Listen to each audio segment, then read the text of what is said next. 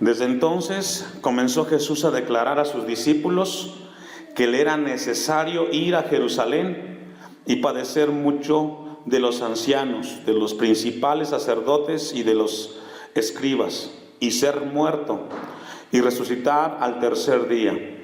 Entonces Pedro, tomándolo aparte, comenzó a reconvenirle diciendo: Señor, ten compasión de ti, en ninguna manera esto te acontezca.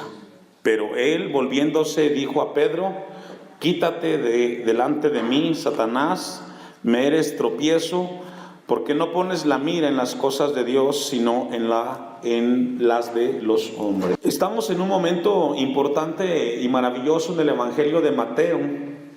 Estamos a un año, más o menos, 1 año, 2 meses, antes del momento de la crucifixión de Jesús, y aparece un acontecimiento importante y trascendental en la vida de los discípulos, y para nosotros que le seguimos a Jesús de igual manera.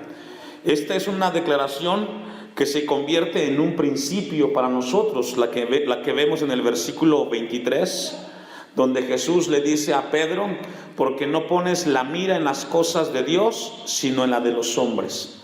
Esa declaración de Jesús a Pedro es para nosotros un principio, porque regularmente las cosas de los hombres son una cosa, las cosas de Dios son otra.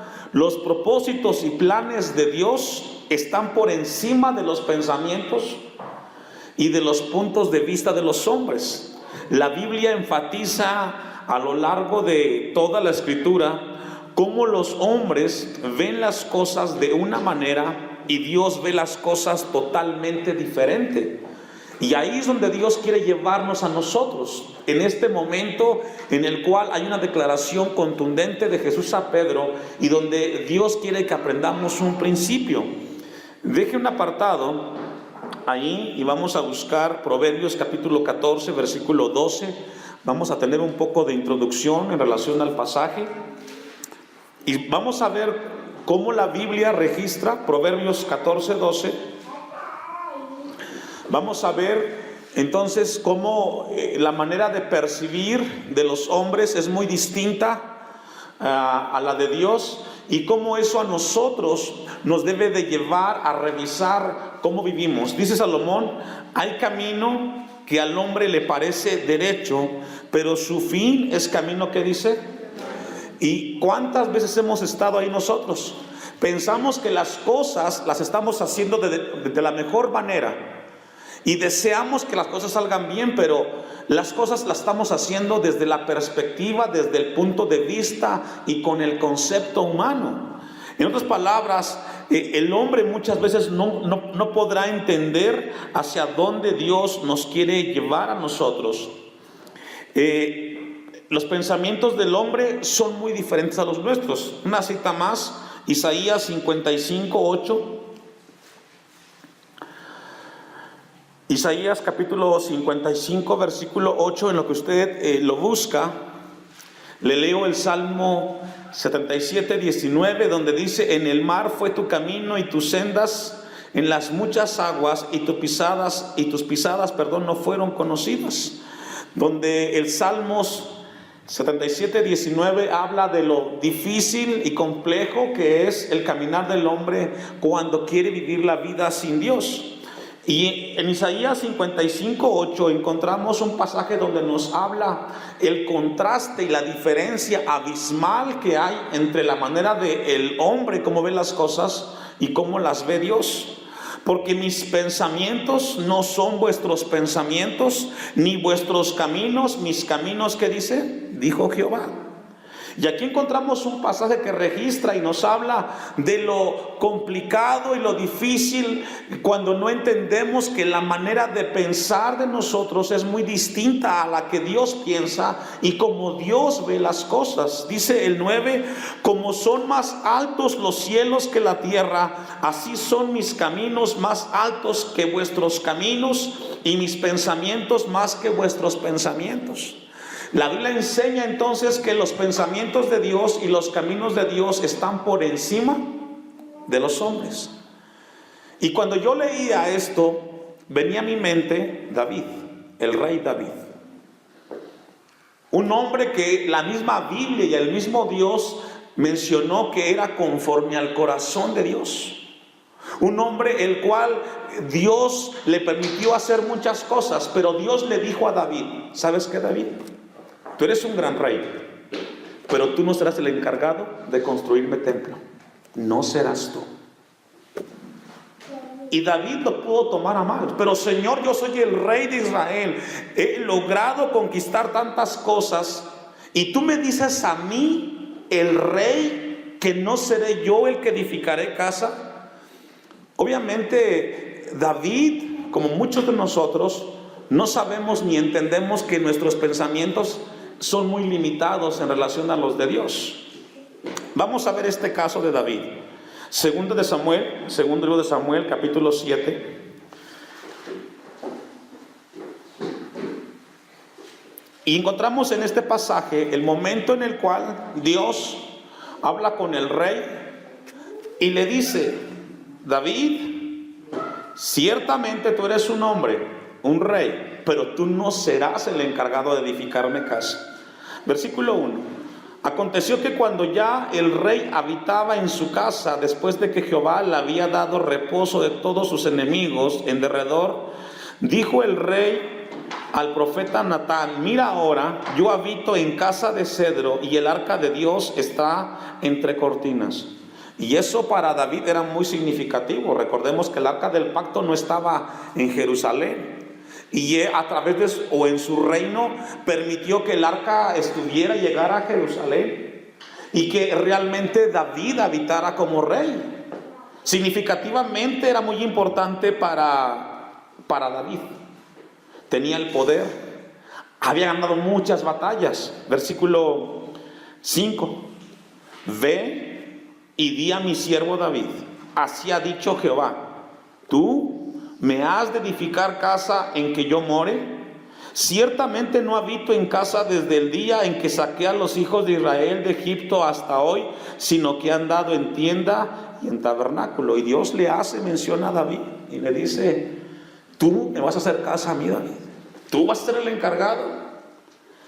Y vemos cómo Dios comienza a hablarle a David. Versículo 8.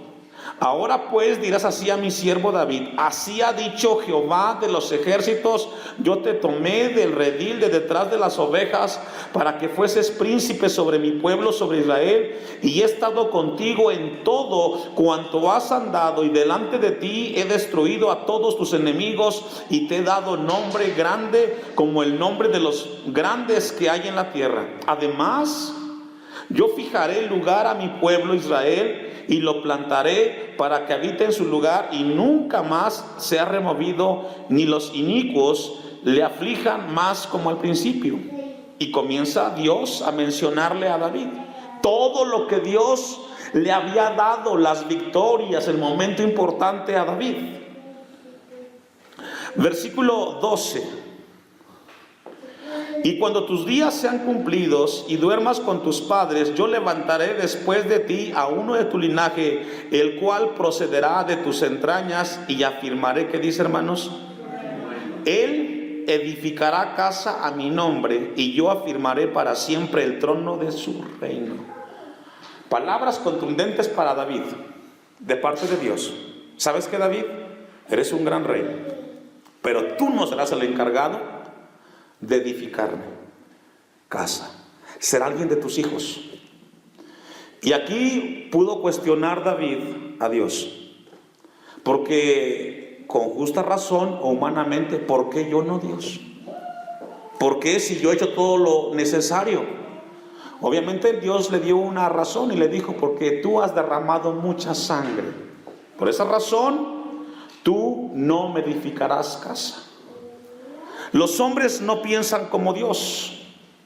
Y vemos a Pedro, en el pasaje que hemos leído, vemos a un Pedro que nos introduce a un profundo principio que debemos de aprender los cristianos. Que nosotros no pensamos como Dios, ni entendemos los planes como Dios los quiere hacer. Es importante recordar en el pasaje de Mateo 16:21 que Pedro es un creyente, un seguidor, un discípulo de Jesús. y por lo tanto es una lección que nos deja a nosotros. Ahora sí vamos a ir a Mateo 16, 21, después de esta introducción. Dice el 21, desde entonces comenzó Jesús a declarar a sus discípulos que le era necesario ir a Jerusalén y padecer mucho de los ancianos, de los principales sacerdotes y de los escribas, y ser muerto y resucitar al tercer día. Los discípulos, el contexto de este pasaje es de que Jesús había ido a Cesarea de Filipo, según el versículo 13, es el contexto. El lugar de los gentiles y de los paganos, allá estaba Jesús. Y Jesús se encontraba en ese lugar, y en ese lugar Dios le permite a Pedro la revelación, donde dice en el 16, donde Jesús les preguntó: ¿y ustedes quién dicen que soy yo? Y Jesús dijo, y Pedro dijo, perdón, tú eres el Cristo, el Hijo del Dios viviente. Una revelación en la cual Jesús le dijo: esto no te lo reveló carne ni sangre, sino mi Padre que está en los cielos. Versículo 17. Entonces encontramos ahora un pasaje en el cual Jesús confronta a Pedro, o los discípulos están desconcertados por lo que Jesús les está mencionando, y pasamos de un momento en el cual tiene una revelación Pedro profunda de que Él es el Mesías, el Salvador, el que vendría a darle libertad a Israel, y ahora ellos no logran entender los planes de Dios. Esa palabra desde entonces los está moviendo Jesús a entender algo que ellos no lograban entender en ese momento.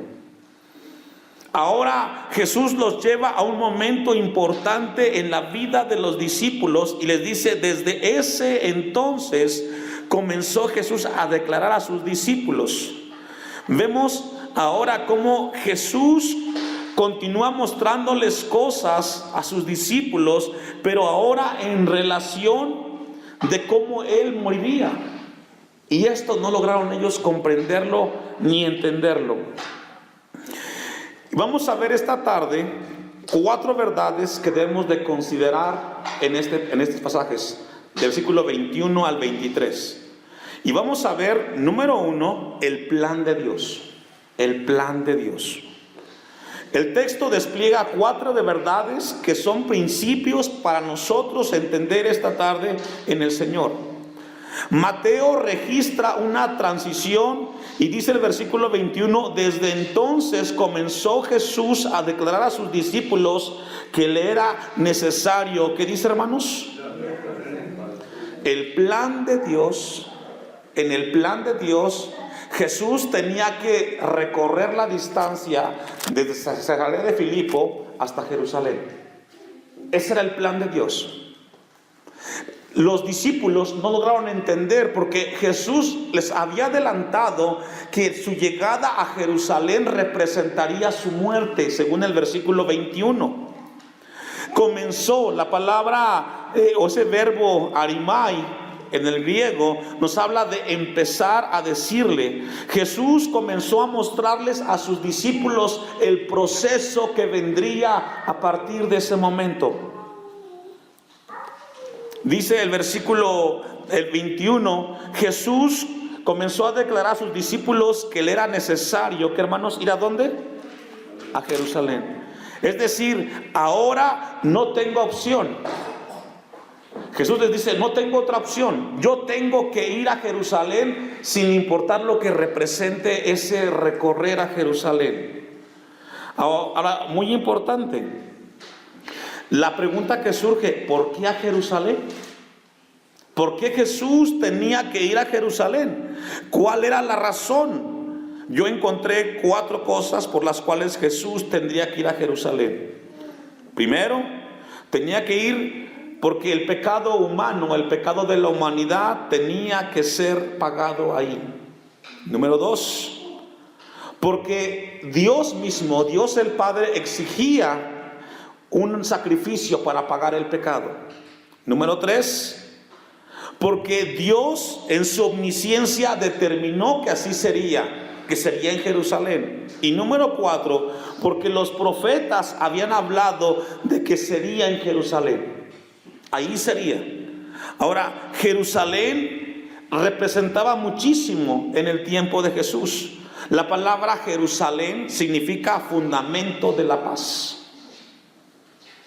Es lo que significa Jerusalén. Significa el fundamento de ¿qué, hermanos? De la paz. Y es ahí donde Jesús tenía que ir. Pero en ese momento en el cual Jesús les habla a sus discípulos, no estaba Jerusalén en paz. Ni tampoco encontraría Jesús la paz en Jerusalén, sino todo lo contrario. Porque según la Biblia, Jerusalén fue una ciudad sumamente importante. Vamos a ir al Salmos 137:5. Salmos 137:5. Jerusalén representaba muchísimo para los judíos. Salomón habló de Jerusalén en Cantares 6:4 y dijo que allí sería el templo del Altísimo. Dice el Salmos 137:5. Y este salmo, su contexto es el cautiverio. Cuando Israel es llevado a Babilonia, según los salmistas, cuando fueron llevados cautivos, este Salmos 137:5 fue expresado por los que salieron al cautiverio. Y dice: si me olvidare de ti, oh Jerusalén, pierda mi diestra su destreza. Lo que dice este versículo 5 es: Jerusalén, si algún día te olvido, que se me seque la mano derecha, prometo que jamás te olvidaré. Jerusalén representaba muchísimo para los judíos. La tenían en su corazón porque representaba el lugar de los sacrificios. Jesús fue a ese lugar muchas veces, pero el plan de Dios es de que tendría que ir a Jerusalén. La segunda etapa del plan de Dios la encontramos en el versículo 21 de Mateo 16. Y la segunda etapa del plan de Dios es de que tendría, dice el versículo 21, y padecer mucho de los ancianos, de los principales sacerdotes y de los escribas. Eso humanamente es complicado.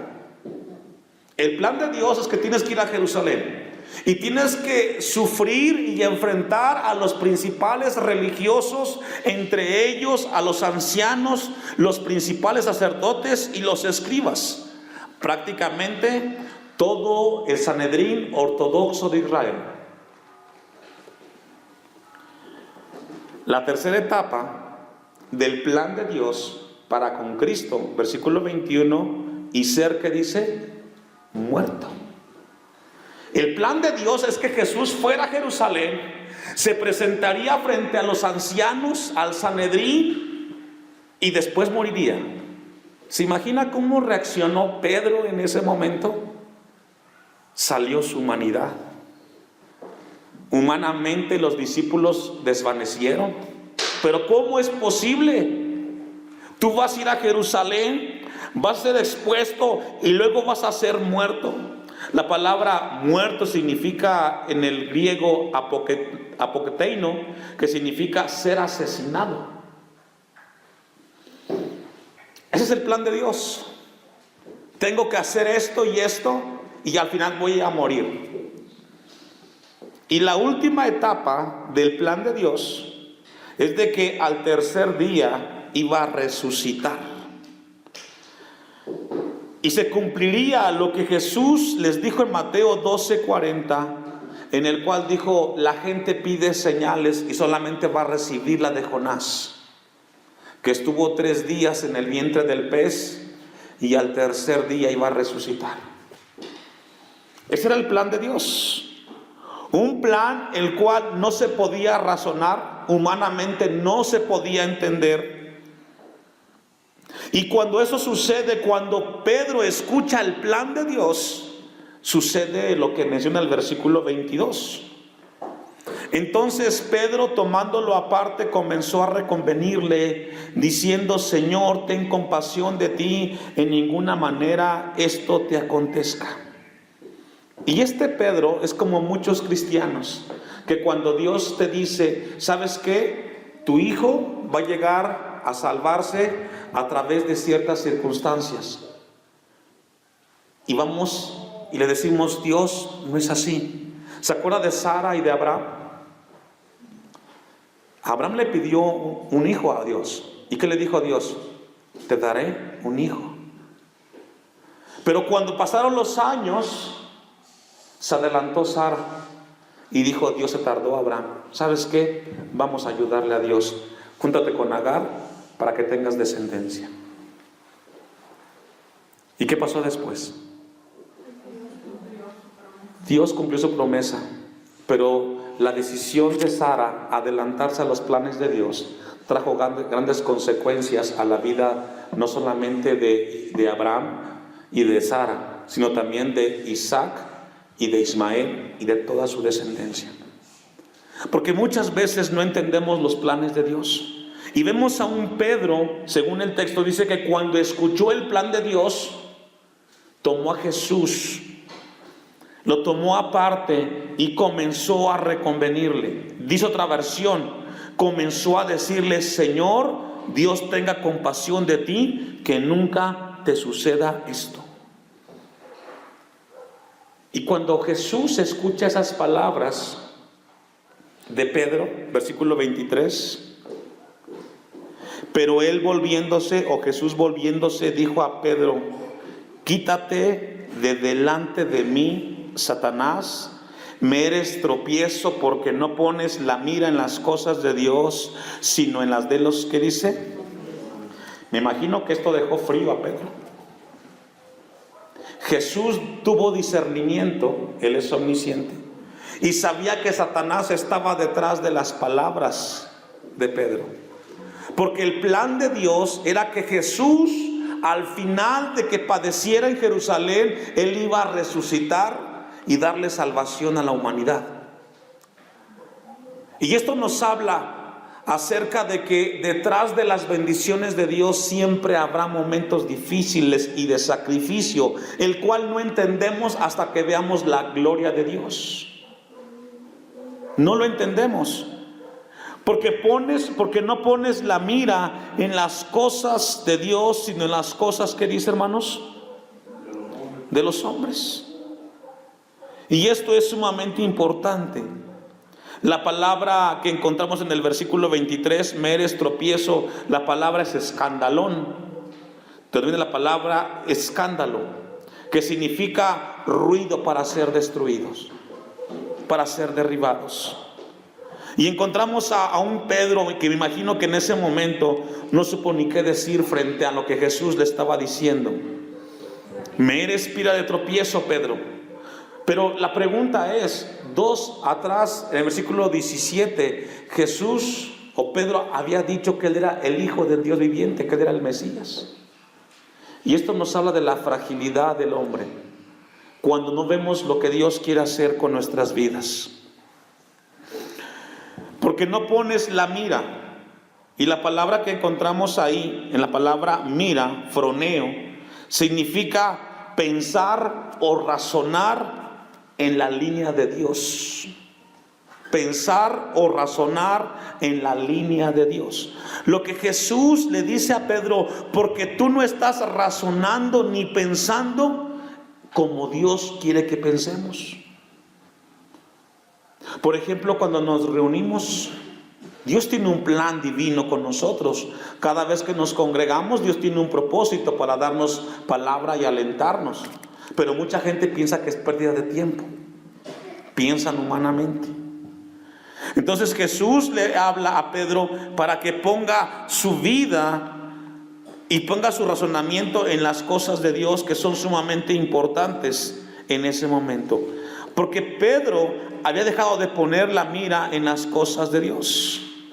Había puesto la mira solamente humanamente. Y encontramos un Jesús que le habla a Pedro acerca de tener cuidado. Vamos a ir a un pasaje que está en Lucas capítulo 4, versículo 2.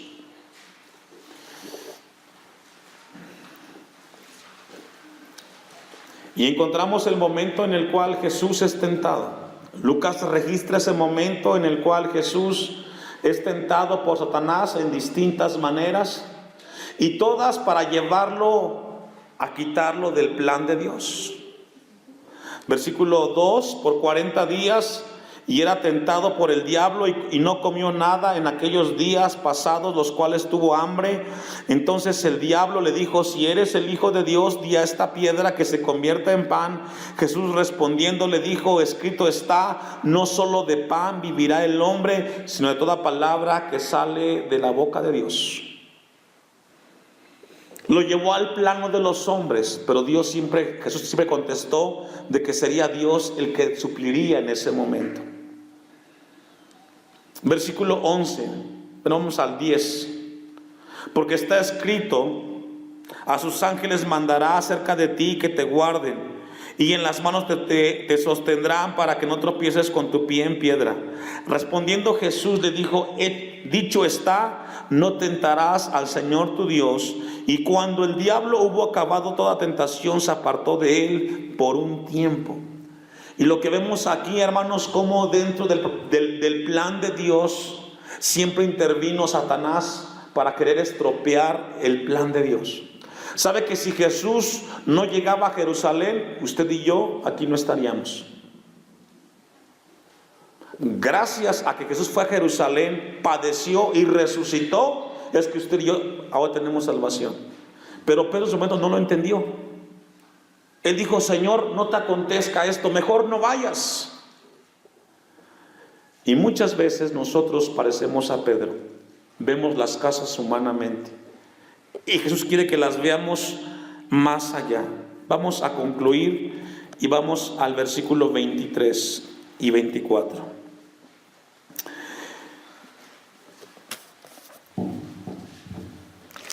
Donde Jesús hace referencia de lo importante que es seguirle y de caminar después de ver de que Dios tiene planes importantes para cada uno. Dice el 23: pero él volviéndose dijo a Pedro: quítate de delante de mí, Satanás, me eres tropiezo, porque no pones la mira en las cosas de Dios, sino en las de los hombres. Entonces Jesús dijo a sus discípulos: si alguno quiere venir en pos de mí, niéguese a sí mismo y tome su cruz. ¿Y qué dice? Un sacrificio.